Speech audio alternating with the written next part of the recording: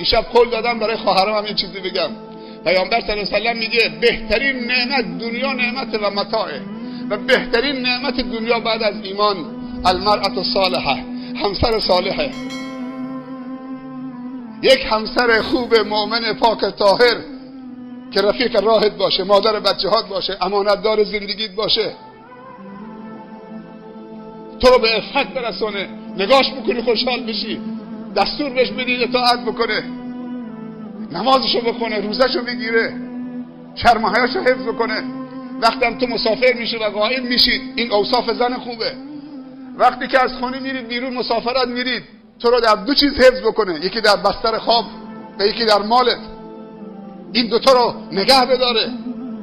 رفیق راه انسان باشه، مشاور انسان باشه، همدم و هم نفست باشه.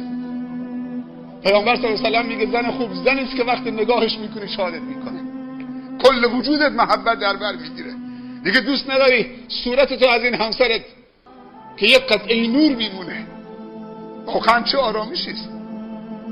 بزرگترین سرمایه در زندگی یک همراه صالح و مصلح و دلسوز و انیس و همصحبت و همدم و رفیق و تو خوشی و ناخوشی. اما این 5 تا انگشت با هم برادر هستن اما برابر نیستن. این 5 تا انگشت با هم برادرن، درسته؟ تو یه دستن. عزیزی خدا امتحانش کرد. خدا امتحانش کرد. شوهرش سرطان گرفت، شیمی درمانی میشد، زنش رفته بود رو تخت بیمارستان طلاقم بده. زن شوهرش مرد مؤمن و کارمندی بود، روزی حلال میخورد، خدوم بود. به شوهرش فشار آورد برو قاچاق بکن تا پولدار بشی مثل اون باجناقم، مثل همریشه، برو قاچاق کن پولدار بشید. زن از خدا بترس، قانع بشو، برو قاچاق کن، پول میخوایم. مرد به این خوبی، به این مؤمنی، رفیق راحته، چرا وادارش میکنی قاچاق بکنه، مال حرام بیاره تو خونه؟ هی ناشکری کرد، برو مثل فلانی پولدار بشو. همریشه چه ماشین سواره، باجناقت چه خونه‌ای داره. ناشکری به نعمت خدا. بعد از مدتی یه غده سرطانی تو سر مرده پیدا شد. رفت دکتر گفت این غده سرطانیه. در آورد کل ریشه دوانده بود. بعد از مدتی خداوند اون مرد صالح ازش گرفت، گفت بیا پیش من که جات پیش این زن نیست، حالا برو تنها بشید. ناشکری به نعمتهای خدا نکنید.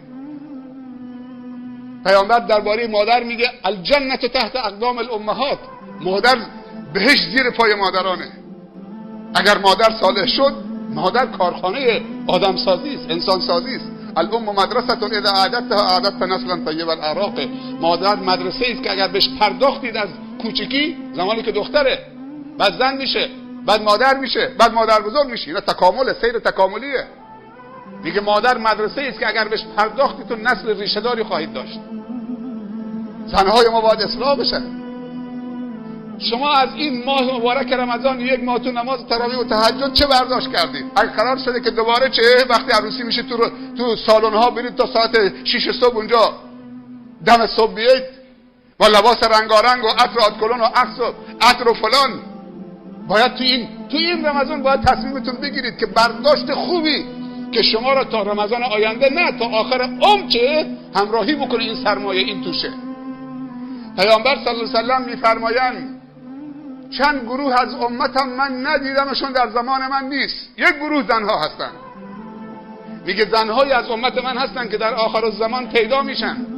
نساء کاسیات عاریات مائلات ممیلات رؤوسهن که اسنمة البخت المائله. میگه زنهای از امت من در آخر الزمان میان، من ندیدمشون، پوشیده و لختن.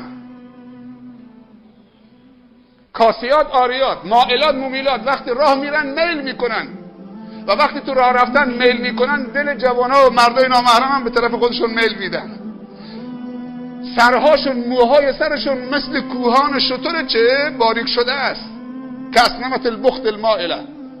اینها بوی بهشت رو نمیشنون و بوی بهشت از مسافت چند سال به مشام میرسه.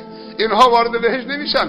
من چنین زنهای از امتم را ندیدم. اینها در آخر زمان پیدا میشن. یه روز پیامبر از کنار زنها رد میشد، میگفت صدقه بدید که بیشترین اهل جهنم شمایید. گفتن یا رسول الله چرا؟ گفت که زیاد نفرین میکنید و کفران نعمت میکنید. شوهر یه عمر خوبی میکنه، اگه یک بار یه چیزی خواستید نیاورد میگه تو هیچ کاری برای من نکردی و همیشه نفرین میکنه. قانع باشید، لباس تقوا بپوشید. وقت نیست که من توضیح بدم که کاسیات آریات یعنی چی. چند تا تفسیر داره. یا لباسای تنگ و فشرده که فرو رفتگی و برآمدگی بدنشون رو چه نمایان میکنه. بعضی لباس‌ها تنگ و فشرده از لختی هم بدتره، تحریکش بیشتره. یا قسمتی از بدنشون لخته، قسمتی چه پوشیده است. تو عروسی ها مشخص میشه. تو عروسی ها زنها میرن که فقط لباس و طلاشون نشون بدن.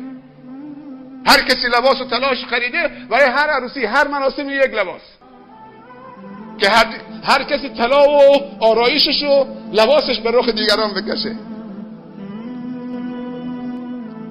کفشای پاشنه بلند میپوشن که وقتی راه میرن میل بکنن. چطوری موج میکنه زن؟ زمانی که کفش پاشنه بلند بپوشه. اینا پیامبر گفته زنهایی هستن از امت من که در آخر زمان میان بوی بهشت نمیشنون من ندیدمشون. جانانه توبه بکنیم عزیزان.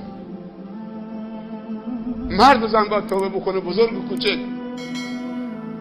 فردا شب 29 چهارشنبه شبه، بعدش هم یه جمعه داریم، شب جمعه، پنجشنبه شب که شب جمعه میشه.